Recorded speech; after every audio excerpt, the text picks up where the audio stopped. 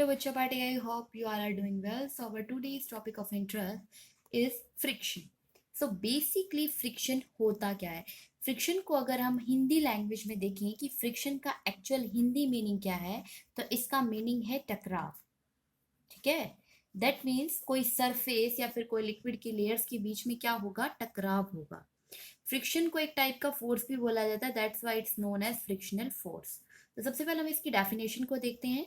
The opposing force that comes into play when a body moves over the surface is called friction और frictional force. That means ये एक opposing force है. Opposing force मतलब जो कि opposite direction से लगेगा जब कोई बॉडी दूसरी बॉडी के सरफेस पे क्या करने की कोशिश करे, मूव होने की कोशिश करे. ठीक है.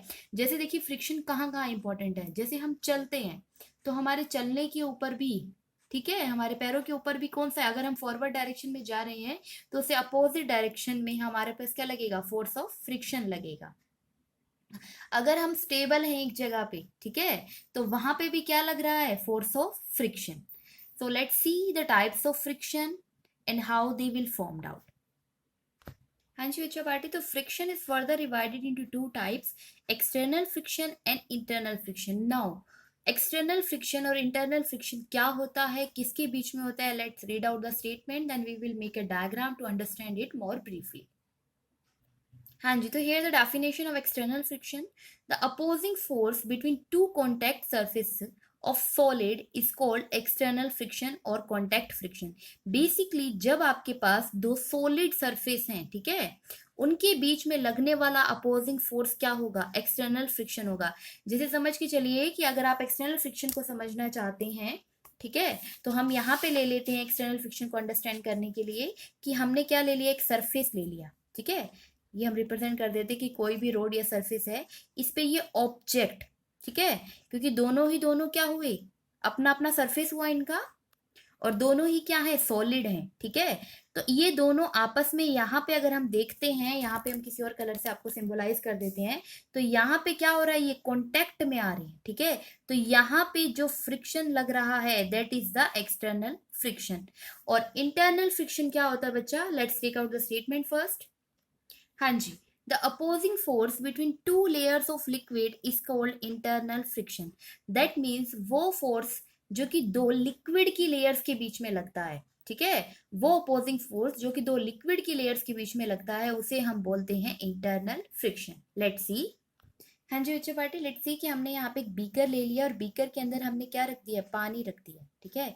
और ये वाटर के डिफरेंट डिफरेंट क्या है, लेयर्स है. अगर हम सिंबलाइज कर दें L1 L2 L3 L4 ऐसे ही, तो इन लेयर्स के बीच में लगने वाला फ्रिक्शनल फोर्स क्या होगा, इंटरनल फ्रिक्शन. क्लियर है इतना. नाउ आपका जो टॉपिक आगे फर्दर सब डिवाइडेड हो रहा है वो आपका हो रहा है एक्सटर्नल फ्रिक्शन. तो अब हम टाइप्स ऑफ एक्सटर्नल फ्रिक्शन को देखेंगे. और एक्सटर्नल फ्रिक्शन किसके ऊपर लग रहा था, दो सॉलिड सरफेसेस के ऊपर. जैसे आपने रोड लिया तो वो भी एक सॉलिड सरफेस है, अगर आप कोई ऑब्जेक्ट ले रहे हैं उसके ऊपर तो वो भी क्या है, एक सॉलिड सरफेस है. उनके बीच में लगने वाला अपोजिंग फोर्स आपका था एक्सटर्नल फ्रिक्शन. हाँ जी बच्चों बेटी, लेट्स सी. हमने यहाँ टैबुलर फॉर्म में कुछ डाटा को रिप्रेजेंट किया है. फर्स्टली कि फ्रिक्शन को हमने दो कैटेगरीज में डिवाइड किया, एक्सटर्नल फ्रिक्शन और इंटरनल फ्रिक्शन. फिर एक्सटर्नल फ्रिक्शन किसके बीच में था, दो सॉलिड सरफेसेस के बीच में. और इंटरनल फ्रिक्शन लगता है डिफरेंट वाटर की लेयर्स के बीच में. एक्सटर्नल फ्रिक्शन ही फर्दर डिवाइड हो रहा है तीन टाइप की फ्रिक्शन में, static friction, limiting friction and next one is kinetic friction. हाँ जी. ये जो फ्रिक्शन है काइनेटिक फ्रिक्शन, ये आपका फर्दर दो कैटेगरीज में डिवाइड होता है, sliding friction and limiting friction. So one by one ये हम सभी के सभी जो पार्ट्स है सब डिवाइडेड है एक्सटर्नल फ्रिक्शन के, उन्हीं को डील करते हैं. तो फर्स्ट है हमारा static friction. Let's read out the statement then we will make a proper diagram to understand the concept. हाँ जी बच्चों party, here the statement of static friction. The opposing force that comes into play when a body remains at rest, ठीक है, over the surface is called static friction. The magnitude of static friction is variable which is equal to applied force. That means ये force वो opposing force है जब एक body एक surface के ऊपर कैसी है, रेस्ट की सिचुएशन में है, मतलब कि वो मूव नहीं हो रही है, रेस्ट में रखी है. और ये कह रहे हैं कि स्टैटिक फ्रिक्शन कितना होगा, ठीक है, उसका मैग्नीट्यूड वेरिएबल भी हो सकता है और ये डिपेंड करता है अप्लाइड फोर्स के ऊपर. Let's make an diagram to understand it. हाँ जी बच्चों पार्टी, तो इसे सपोज कर लीजिए स्टैटिक फ्रिक्शन के लिए कोई सरफेस है. सरफेस के ऊपर ये ऑब्जेक्ट क्या है, रेस्ट में रखा है। ये ऑब्जेक्ट कैसे है, रेस्ट पोजीशन में, ठीक है। रेस्ट में भी इसके ऊपर क्या लग रहा होता है, कोई ना कोई फोर्स ऑफ फ्रिक्शन लग रहा होता है। वो डिपेंड करता है किसके ऊपर, कितना इसके ऊपर अप्लाइड फोर्स है। क्लियर है इतना। अभी ये ऑब्जेक्ट मूव नहीं कर रहा है, अगर देखो कोई ऑब्जेक्ट स्लिप नहीं हो रहा है, मूव नहीं हो रहा है, ठीक है, तो उस टाइम पे भी उस पर कोई ना कोई फ्रिक्शन होगा। वो हमारा क्या होता है, स्टैटिक फ्रिक्शन। स्टैटिक का मतलब ही क्या होता है, रेस्ट। तो दैट मीन्स वो फ्रिक्शन जो कि रेस्ट की सिचुएशन में लगता है, वो उसको हम क्या कहते हैं, स्टैटिक फ्रिक्शन। हाँ जी बच्चों पार्टी, तो यहाँ दो टाइप के फ्रिक्शंस आपको रिटर्न दिख रहे हैं, limiting friction and third one is your kinetic friction. तो लिमिटिंग फ्रिक्शन क्या है बच्चा party, the opposing force that comes into play when body placed over the surface just become in motion is called limiting friction. मतलब कि जब वो body क्या होने वाली होती है, बिल्कुल जस्ट अबाउट टू मूव होने वाली होती है, उस टाइम पे जब उस बॉडी पे फ्रिक्शन लगता है, वो क्या होता है, लिमिटिंग फ्रिक्शन होता है। और सोचिए ये क्या है, maximum value of static friction. क्योंकि देखो बॉडी रखी थी तो उसपे कौन सा फ्रिक्शन लग रहा था, स्टैटिक फ्रिक्शन लग रहा था। कब तक स्टैटिक फ्रिक्शन रहा, maximum value of static friction ही क्या हो जाएगी, लिमिटिंग फ्रिक्शन। क्योंकि इस पॉइंट के बाद वो बॉडी क्या करने लग जाएगी, मूव करने लग जाएगी। और अगर एक बॉडी मूव करती है, उस टाइम पे उस पे जो अपोजिंग फोर्स लगता है, वो होता है हमारा kinetic friction. So this is all about the three type of friction. Static friction जब कोई बॉडी क्या है, रेस्ट पे है। लिमिटिंग फ्रिक्शन जब बॉडी रेस्ट पे तो है लेकिन जस्ट अबाउट टू मूव है, मतलब बिल्कुल मूव होने की पोजीशन पे कि अभी होने वाली है। नेक्स्ट जब वो बॉडी मूव हो जाती है तो उसके ऊपर फ्रिक्शन लगता है हमारा काइनेटिक फ्रिक्शन। हाँ जी बच्चों पार्टी, तो इसे हम और अच्छे से समझ सकते हैं। देखिए सबसे पहले स्टैटिक फ्रिक्शन, अब मैं आपको सपोज करके चला रही हूँ, किसी सरफेस के ऊपर एक ऑब्जेक्ट रखा है, ठीक है, वो कैसे है, रेस्ट में है। मान लीजिए कि इसके ऊपर लगने वाला, ठीक है, फ्रिक्शनल फोर्स क्या है, फ्रिक्शनल मैंने एफ एफ लिखा, फ्रिक्शनल फोर्स आपका कितने न्यूटन का है, 4 न्यूटन का है, ठीक है। और इस ऑब्जेक्ट के ऊपर जो आप फोर्स लगा रहे हो, या स्टैटिक पोजीशन में भी अपने मास की वजह से जैसे भी इस पे फोर्स लग रहा है, मान लीजिए कि वो 4 न्यूटन से क्या है, लेस है, लेस देन क्या है, 4 न्यूटन, ठीक है। इस टाइम पे ये ऑब्जेक्ट मूव नहीं होगा। क्यों नहीं होगा, क्योंकि इस पे इतना ज्यादा फ्रिक्शनल फोर्स है। क्लियर है। अब अगर आप इस फ्रिक्शनल फोर्स से ज्यादा फोर्स लगा देते हो, देखो शुरू में देखो, मान लीजिए 4 न्यूटन यहाँ है, ठीक है, आप लेस भी मत लीजिए, शुरू में लीजिए कि अगर आपने फ्रिक्शनल फोर्स पे 4 न्यूटन का था, आप अप्लाइड फोर्स भी इस पे क्या कर रहे हो, 4 न्यूटन ही अप्लाई कर रहे हो। अब देखो तो दोनों ही क्या है, इक्वल और अपोजिट है, तो दोनों क्या करेंगे, इसको अपनी पोजीशन पे रखेंगे। नेक्स्ट एक टाइम पे ऐसा क्या हुआ, देखो अब क्या है, लिमिटिंग फ्रिक्शन में आप देखिए, अगर मान लीजिए इस ऑब्जेक्ट के ऊपर जो फ्रिक्शनल फोर्स लग रहा था वो 4 न्यूटन का था, और यहाँ पे लगने वाला फोर्स इसका 4.1 अप्रोच करने वाला है 4 से, मतलब 4 न्यूटन से 4.1 होने वाला है। तो इस टाइम पे ये ऑब्जेक्ट क्या होने वाला है, मूव होने वाला है। तो ये इसका क्या हुआ, मैक्सिमम लिमिटिंग फ्रिक्शन, ठीक है। हुआ नहीं है, देखो हम कह रहे हैं अप्रोच होने वाला है। जैसे ये फोर्स ऑफ फ्रिक्शन से ज्यादा हो जाएगा, ये बॉडी क्या हो जाएगी, मूव हो जाएगी। और अगर एक बॉडी मूव हो जाती है, उस टाइम पे उस पे जो फ्रिक्शनल फोर्स लगेगा वो होगा हमारा काइनेटिक फ्रिक्शन।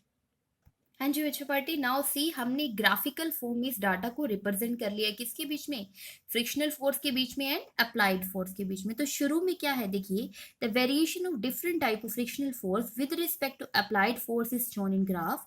और इंक्रीजिंग अप्लाइड फोर्स, धीरे धीरे से क्या है, आपका अप्लाइड फोर्स इंक्रीज होने लगता है। स्टैटिक फ्रिक्शन ऑल्सो इंक्रीजेस, तो उसका स्टैटिक फ्रिक्शन भी क्या होगा, इंक्रीज होगा, ठीक है। जैसे उस पे अप्लाइड फोर्स इंक्रीज होने लगता है तो उस पे क्या होगा, स्टैटिक फ्रिक्शन भी इंक्रीज होगा। And becomes maximum at point L, मान लीजिए करते करते एक एल पॉइंट ऐसा आया जहां पे आपका अप्लाइड फोर्स क्या हो गया, मैक्सिमम। तो इस पॉइंट पे आपका स्टैटिक फ्रिक्शन भी क्या होगा, मैक्सिमम होगा। इस मैक्सिमम फ्रिक्शनल फोर्स को हम लिमिटिंग फ्रिक्शन कहते हैं। नाउ इसके बाद the applied force at which the body just become in motion gives maximum value of limiting friction. That means वो applied force जिसके ऊपर वो body just move होने वाली होती है, maximum value वो होती है हमारे limiting friction की। On further increasing applied force, अगर आप इसके बाद भी applied force को increase करते रहते हैं तो friction थोड़ा सा slightly decrease होता है, उसके बाद वो क्या हो जाता है, constant हो जाता है, that is for kinetic friction. हाँ जी बच्चों पार्टी, देखिए हम केस के थ्रू भी इसको बहुत अच्छे से समझ सकते हैं। मान लीजिए किसी सरफेस के ऊपर कोई ऑब्जेक्ट रखा है, तभी एक्सटर्नल फ्रिक्शन बन पा रहा है। केस वन में कह रही हूँ कि इस पे जो अप्लाइड फोर्स है Fa, ठीक है, वो कितना है, 2 न्यूटन है। इस टाइम पे देखो, जैसे हमने अभी स्टेटमेंट में ग्राफ में दिखाया, धीरे धीरे से अप्लाइड फोर्स इंक्रीज होएगा और धीरे धीरे से क्या इंक्रीज होगा, आपका स्टैटिक फ्रिक्शन, या फिर हम कह सकते हैं फ्रिक्शनल फोर्स। तभी इनके बीच में कैसी लाइन आ रही है, स्ट्रेट लाइन। ठीक है, यहाँ आपके पास अप्लाइड फोर्स है और यहाँ पे क्या है, फ्रिक्शनल फोर्स। तो लीनियर रिलेशनशिप कब होती है, जब वो लीनियरली क्या कर रहे हो, इंक्रीज। मान लीजिए शुरू में अप्लाइड फोर्स अगर 2 न्यूटन था, तो उस टाइम पे आपका फ्रिक्शनल फोर्स भी कितना हो गया, 2 न्यूटन। नेक्स्ट केस सेकंड लिया हमने, लेते हैं केस सेकंड। यहाँ पे आप देख रहे हैं कि अप्लाइड फोर्स कितना हो गया, 4 न्यूटन, आपका फ्रिक्शनल फोर्स भी कितना हो गया, 4 न्यूटन। ठीक है, अब मान लीजिए कि यहाँ पे ये पॉइंट आ गया। ठीक है, अब क्या है, ये बॉडी आपको फ्रिक्शनल फोर्स की मैक्सिमम वैल्यू 4 न्यूटन ही दे सकती है। ठीक है, 4 न्यूटन से ज्यादा इस बॉडी के ऊपर फ्रिक्शनल फोर्स नहीं लग सकता। तो अगर आप केस 3 लेते हैं, maximum value of friction, that means आपका अप्लाइड फोर्स क्या है, अब फोर्स से ज्यादा होने वाला है, जैसे समझ लीजिए 4.1, लेकिन स्टिल फ्रिक्शनल फोर्स आपका क्या है, 4 न्यूटन। ठीक है, तो इस टाइम पे मैक्सिमम वैल्यू जो होगी, मैक्सिमम वैल्यू क्या होगी, लिमिटिंग वैल्यू, जो कि कितनी थी, 4 न्यूटन। ठीक है, क्योंकि जितना मैक्सिमम वैल्यू आपका फ्रिक्शनल फोर्स का था, वही मैक्सिमम वैल्यू आपकी क्या होती है, लिमिटिंग फ्रिक्शन होती है, जिसे हम इसमें यहाँ पे एल से रिप्रेजेंट करते हैं। अब ये बॉडी क्या हो जाएगी, मूव होने लगेगी। इस मैक्सिमम वैल्यू के बाद ये क्या होता है, थोड़ा सा डिक्रीज होता है। डिक्रीज होने के बाद इसके पास क्या आ जाता है, काइनेटिक फ्रिक्शन, जिसकी वजह से ये कैसे मूव करती है, ऐसे कॉन्स्टेंटली मूव करती है। दैट मीन्स अगर आप यहाँ पे देखते हैं, तो अब केस 4 अगर आप लेंगे, ठीक है, तो पहले तो इंक्रीज हुई थोड़ी सी, अब ये डिक्रीज हो रही है। अब आपका क्या है, जो ये वैल्यू है, ये वापस किस पे आई, इस वैल्यू से डिक्रीज हुई। डिक्रीज होने के बाद ये कैसे होती गई, कांस्टेंट मूव कर गई। तो ये आपकी किसकी वैल्यू है, एफ के की। ठीक है, काइनेटिक फ्रिक्शन की। तो आपको उसको सिर्फ छोटे से 3 पॉइंट्स में याद रखना है कि शुरू में क्या है, अप्लाइड फोर्स के साथ आपका स्टैटिक फ्रिक्शन इंक्रीज होता रहता है। अब स्टैटिक फ्रिक्शन की मैक्सिमम वैल्यू ही क्या होती है, लिमिटिंग फ्रिक्शन होती है। उस लिमिटिंग फ्रिक्शन के आने के बाद थोड़ी सी स्लाइटली वैल्यू क्या होगी, डिक्रीज होगी। ठीक है, डिक्रीज होने के बाद क्या होगा, वो कांस्टेंट हो जाएगी, which is the value of your kinetic friction.